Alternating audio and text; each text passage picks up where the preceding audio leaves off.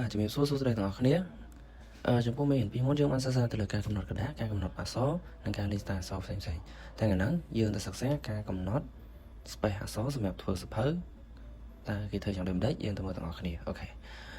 ចំណុចដំបូងយើងធ្វើការបង្កើតក្រដាសថ្មីមក Black Document new នេះថ្មីបន្ទាប់ពីយើងបានក្រដាសថ្មីហើយយើងធ្វើការ save ទុកមួយសិនគឺដើម្បីកុំឲ្យវាបាត់នៅពេលដែលយើងធ្វើសុកករណីវាលោតអាឡូតកុំព្យូទ័រឬមួយក៏យើងប្រើប្រភេទ PC វាដាច់ភ្លើងអញ្ចឹងទៅវាលោតបាត់ហើយអញ្ចឹងវាអាចនឹងប៉ះពាល់នៅពេលវាមានបញ្ហាទៅនឹងកើតឡើងអញ្ចឹងដើម្បីបង្ការនៅបញ្ហាទាំងអស់ហ្នឹងយើងត្រូវការចុច save as វាមកដើម្បីរក្សាទុកវាសម្រាប់ការសម្រួលនៅពេលថ្ងៃក្រោយឥឡូវខ្ញុំដាក់ថា unit 3ដើម្បីយើងកុំងាយចាំហើយឯកសាររបស់ខ្ញុំដាក់ទៅលើផ្ទាំង desktop ទៅអូខេបន្តមកទៀតយើងធ្វើការកំណត់ទៅលើទំហំក្រដាសយើងបានសិក្សាហើយណាអញ្ចឹងខ្ញុំមិនមានធ្វើលម្អិតទាំងអស់គ្នាទេដាក់យកហើយអូខេចំណុច column នេះដូចជាអត់តន់ប្រាប់ទេចាំវីដេអូខ្ញុំនឹងប្រាប់ទាំងអស់គ្នាហ្នឹងយើងទៅសិក្សាទៅលើ paragraph នៅ paragraph ហ្នឹងគេប្រើសម្រាប់កំណត់ធ្វើជាសៀវភៅទេមិនបើខ្ញុំថាធ្វើជាសៀវភៅអ្នកគ្នាចាំមើលឧទាហរណ៍ជាក់ស្ដែងខ្ញុំ control អូខេខ្ញុំ control A ផ្ដាច់វាចាស់សិននេះរូបភាពចាស់ទេខ្ញុំទៅយកអត្ថបទណាមួយខ្ញុំយកអត្ថបទមួយនេះខ្ញុំ control C ដើម្បី copy ខ្ញុំអូសទៅកាន់ផ្ទាំងការងាររបស់យើងវិញយើងក៏ត្រូវ V មកវានឹងលោតចេញជាអត្ថបទបែបនេះនេះឧទាហរណ៍ថាជាអត្ថបទប្រវត្តិសាស្ត្រកម្ពុជាអញ្ចឹងបើខ្ញុំចង់ធ្វើសៀវភៅបើកាលណាខ្ញុំ print ជាស្លឹក PDF មកហើយយកទៅកັບធ្វើជាសៀវភៅវានឹង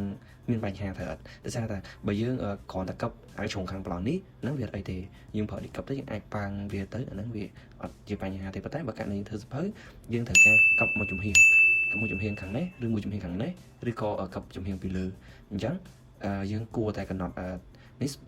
កន្លែងថាspace អក្សរហ្នឹងឲ្យមកគៀកខាងនេះបន្តិចមកខាងស្ដាំណាឥឡូវខ្ញុំជាក់ស្ដែងអាកន្លែង paragraph ចំណុចទី1 indent កន្លែង left មានន័យថាខាងឆ្វេង right ខាងស្ដាំ before ខាងលើ after ខាងក្រៅឥឡូវខ្ញុំធ្វើការកំណត់ខាងឆ្វេងមួយនេះកំណត់ខាងនេះយើងគ្រាន់តែចុច select ទៅលើអក្សរអត្ថបទរបស់យើងហើយធ្វើការផ្លាស់ប្ដូរសង់ទីម៉ែត្រខ្ញុំយក1សង់ទីម៉ែត្រចុះខ្ញុំចុច enter អូខេឃើញវានឹងលោតមកខាងនេះអញ្ចឹងហេតុអីយើងចាំបាច់ឲ្យវាលោតខាងហ្នឹងដើម្បីយើងយក space ខាងនេះទៅធ្វើការបិទជាទូទៅសៀវភៅគេធ្វើការគៀបឬមកគេប្រើការប្រភេទជួស្អិតអីមួយហើយ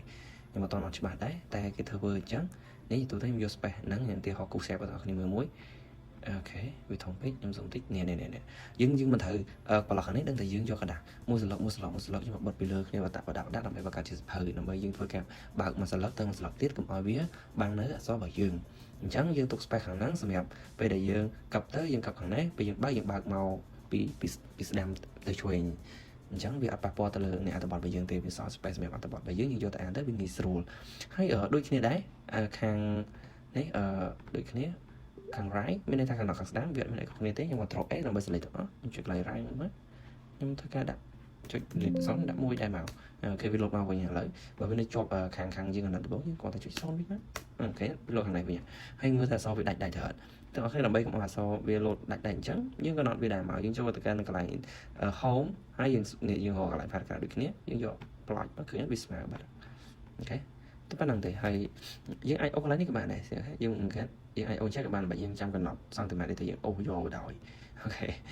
ឡូវយើងបន្តមួយទៀតកន្លែង inspect C នេះការកំណត់ពីលើខាងក្រោមឥឡូវខាងលើយើងខ្ញុំយកបានខ្ញុំត្រូវការ select មួយសិន control A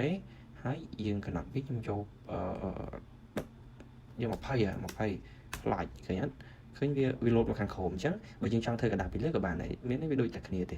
អានេះយើងចង់កាប់ប្រភេទសភៅពីលើអាសភៅដែលគេកាប់ពីលើពីច្រើនគឺជាប្រភេទ Longier ឬមួយក៏ប្រភេទกระดาษបងកន្លែងហ្នឹងអាហ្នឹងគេកាប់ពីលើអញ្ចឹងយើងទុក space ពីលើមកដើម្បីកុំឲ្យបាំងនៅឯ text របស់យើងទៅខាងក្រោមនេះ